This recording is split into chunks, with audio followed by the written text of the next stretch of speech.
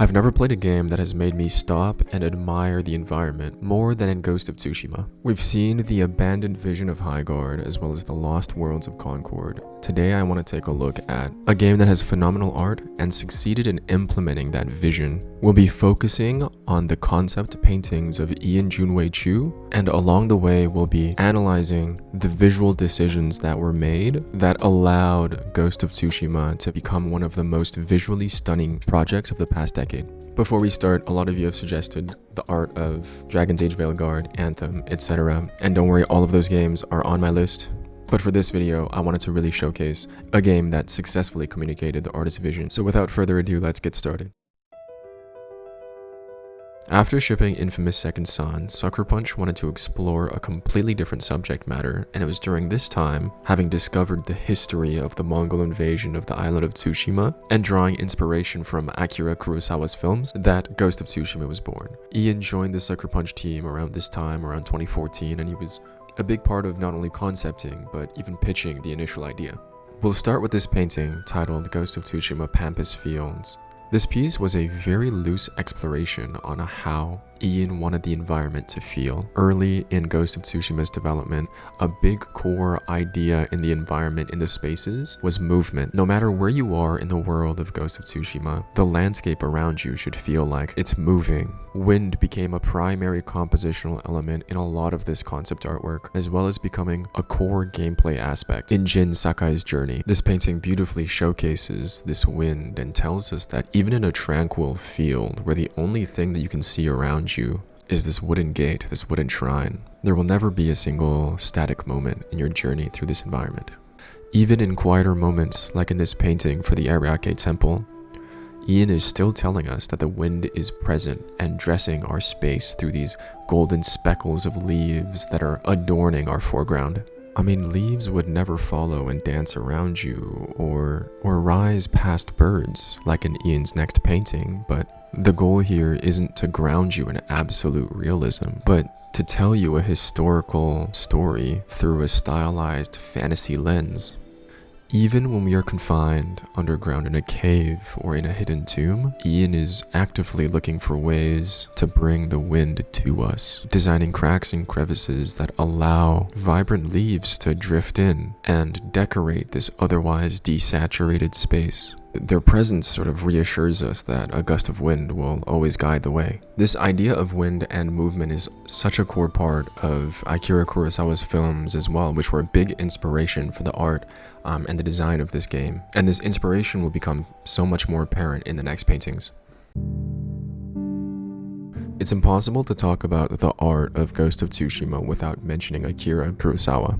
I mean, the game has a Kurosawa mode built in, but aside from just being black and white, there are a lot of visual references to Kurosawa's work in the way that some of the more somber, dreary, or dramatic moments are designed. If you're unfamiliar with Akira Kurosawa's work, he was a legendary director that sort of pioneered samurai cinema and sort of shaped our pop culture understanding of samurai and Japanese culture today. If you're familiar with Kurosawa's work, you'll recognize that in this painting, for example, titled Kudzu, Ian is depicting a daytime scene. However, he chooses to use these bold clouds to block out that light and place us in a dimmer, darker, more dramatic landscape. But dimmer and darker doesn't mean lacking for color, because even through all of the shadow and darkness that's being cast on the scene, we still see such vibrant pops of color through these flowers and petals. And if you've watched like Ran, for example, you'll notice that same approach of giving us a dark, gritty, dim space, yet still allowing vibrant pops of color to shine through. But dim lighting and pops of color isn't the only thing that Kurosawa is known for. In this Charred Lands painting, for example,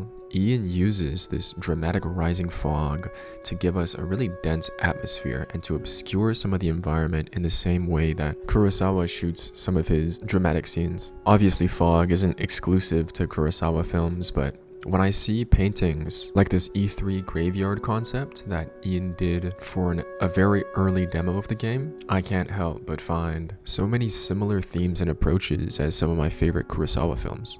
Inspirations aside, Ian is making a lot of deliberate, compositional, and illustrative choices that allow us to feel his intended emotions for the scene. Like in this Overlook painting, where Ian deliberately only allows light to be cast on the fields closest to us, while obscuring the distant landscape that our foreground character is likely traversing towards. I hope I'm not being too obvious in pointing out that this creates a lot of mystery, intrigue, and anxiety for the character, for the journey that this character is about to embark on.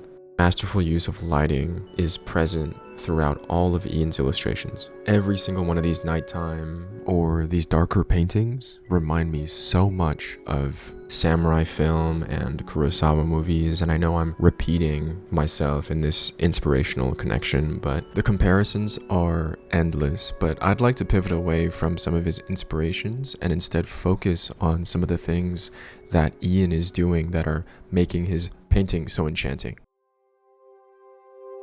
This early painting done for Komatsu Forge showcases a lot of my favorite things about looking at previs art, concept art, and illustrations. I think in some of the later work by Ian, later in the development process, you can start to see that the team has finished a lot of assets for the game, and a lot of Ian's work becomes painting over these assets that are provided to him by the team, and trying to concept for that intended moment, but done through painting on top of either white boxes or finished character models and things like that.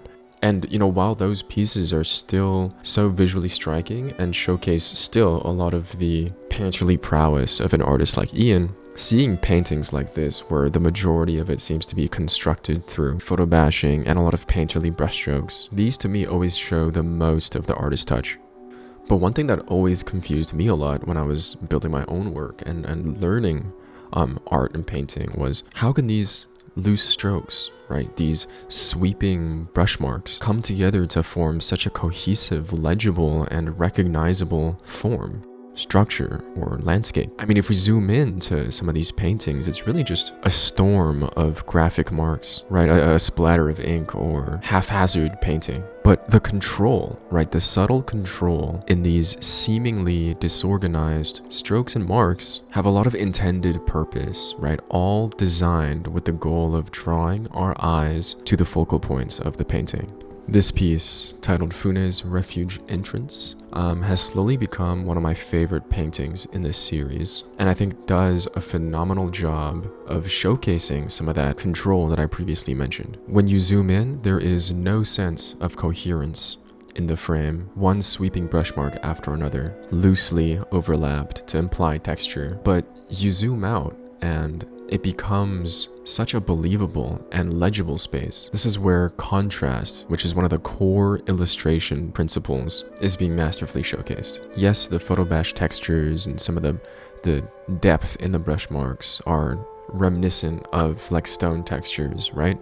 But outside of that, what really helps to sell the space is by eliminating any contrast in the surrounding environment and choosing only to show our darkest darks and our brightest brights in the focal points of our image. Ian almost strategically hypnotizes our eyes and guides our vision to the interactions that are taking place at the center of the scene. Even the dark contrast in the wings of the birds in our foreground is a strategic choice to separate the spatial depth, right, of these birds that are much closer to us than the stones in the back. And it's these moments of contrast, right, strategic contrast, that make us almost ignore the most abstract strokes and tell us about where Ian wants us to look. Another of my favorite paintings also masterfully showcases this technique. This painting for the Wisteria Temple has so many loose textural strokes, right, almost abstract in nature. On top of that, so much of the frame is this stark white. But again, through controlling contrast, right, and losing edges where they're not important to us, Ian guides us to the moment of highest contrast, which becomes the focal point of this entire painting. So many of Ian's paintings showcase this graphic and abstract but deep and believable spaces, and his painting style and techniques are almost certainly informed by studying and looking at a lot of like traditional Japanese ukiyo-e paintings and cultural illustrations. Combining that with his concept art skills, Ian is able to showcase his enviable artistry in these gorgeous paintings. Moving on, I want to talk about some of Ian's concept artwork for the most intense moments. We've seen tranquil fields, we've seen beautiful environments, right? Alluring spaces and enchanting paintings, but Ian also had a very important role in designing some of the most active, dynamic moments of the game. I'll start by talking about this Azamo Gate painting. As I'm looking at this, my eye is immediately drawn to the center of the painting. If we go back to the previous paintings that we looked at, right, Ian is again using contrast to tell us where to look, putting the brightest source of light in this entire painting against the dark silhouette of the central character. He becomes our immediate focus in the frame, which kind of narratively works as well, right? He wants to be the focus. He wants everyone to be paying attention to him. But as you sort of track the details, right? If you look down at the dog, or if you follow the leading lines of the cart, that's sort of when the silhouette of Jin is revealed to us. Scenes like this showcase some of the really strong narrative design of these paintings, right? Outside of just painting skills, there's a lot of narrative thought going into the composition of how some of these paintings are framed, right? The fact that our camera is at a lower angle looking up at a grand, sharp gate that shows us these hanging bodies looming over this dramatic interaction. The mounted general is looking down metaphorically and literally at our central character. And together with the gate, and the dog and the cart, traps our central character in this box, right? Visually and narratively constricting him in this scenario.